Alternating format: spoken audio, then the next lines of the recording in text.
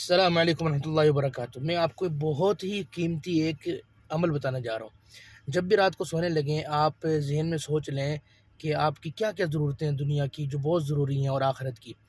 رات کو جس وقت بھی آپ کی آنکھ کھل جائے، اکثر رات میں آنکھ کھل جاتی ہے کسی ٹائم بھی، تو ایک چھوٹا سا عمل اگر آپ وہ عمل کریں گے اور اس کے بعد جو بھی دعا مانگیں گے اللہ تعالیٰ آپ کی وہ قبول فرمائیں گے، اور یہ حدیث ہے۔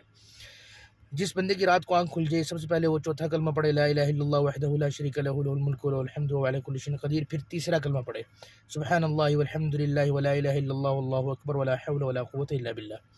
اس کے بعد اللہم اغفر لی، یہ حدیث میں آیا ہے کہ اللہم اغفر لی کہہ دے، یعنی اللہ میری مغفرت فرمائے، مغفرت میں سب کچھ حق ہے۔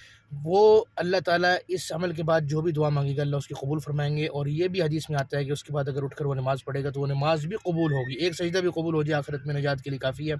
تو اس عمل کو ذہن نشین فرما لیں، رات کو جب بھی آنکھ کھلے اس عمل کو کر کے دعا مانگے، آپ کی ساری دعائیں وہ قبول ہوں گی، میرا مجرب